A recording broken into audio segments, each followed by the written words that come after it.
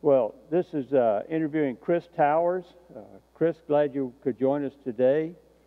Chris was in the Army and went to West Point, was a graduate of West Point, and served from 1991 to 1998. Chris, in particular, we don't get many people who've gone to the academy. So why did you decide that's the path that you wanted to take and join the military?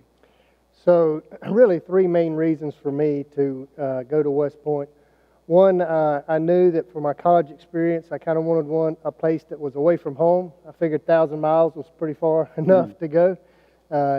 And two, I really wanted to not have a burden on my parents and my brother and sister for my college education. So I wanted to provide for my own college education. And three, I always wanted to serve in the military. I've had a long lineage in my family of serving in the military, and I felt like that was something that I just wanted to do to be able to serve my country. So by attending West Point, I was able to accomplish all three objectives. I know you were in the field artillery in the Army. What were some of your duty stations? So I was first stationed at Fort Sill, Oklahoma, then Fort Campbell, Kentucky. Then I went back to Fort Sill, Oklahoma for a little bit, over to Korea for a year, and then at Fort Stewart, Georgia. So of those duty stations, which was the one that most stuck out with you that you remember? Well, I would say the one I most remember probably is Korea, because I spent a year there unaccompanied, which means I was not able to bring my family. So I had my wife and my son, which was 2.5 at the time. So that one probably stuck out to me the most. Mm-hmm. What about some of your experiences that you might like to share with us? Yeah, I would say the first thing is you meet some really great people in the military. You meet people that, as we all know, America's the melting pot of the world, and you just meet some really great people from all over the United States, different socioeconomic backgrounds, cultural backgrounds, and so that really was the first thing that stuck out for me. Other than that, I would say two watershed events for me was one, serving in Korea, as I mentioned, without my family, my son being 2.5 years old, and then number two was just before I got out of the military, my wife was pregnant with our second child, and I got deployed to the Middle East to try to deal with Saddam Hussein again. So that was, my daughter was born while I was over there, and I got to see her about when she was 2 months old. So after I got deployed, a week and a half later, my wife went into labor and gave birth.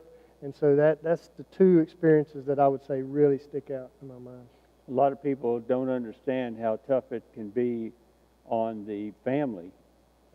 When you're deployed, you've got a job to do, and then your family's back home dealing with it, and there's nothing you can do to help them, and so it's always a tough time for the family. It's very tough. It's very humbling for you, as you said. You really don't have control, and so quick example. So when I was in Korea, I got a call from my wife one day, and she said our son was playing on the bed, dropped a toy, and reached over, fell off the bed, broke his arm. Mm-hmm. And so I'm not able to be there and help out and that kind of thing. And so you feel a little, like you've lost some control because you're not there for your family. Right. What advice would you give to young people today who are thinking about joining the military? I would say absolutely join the military. Whatever branch of service is most appealing to you offers you some great opportunities. You'll meet people and be in situations that you just cannot replicate in any other job or profession.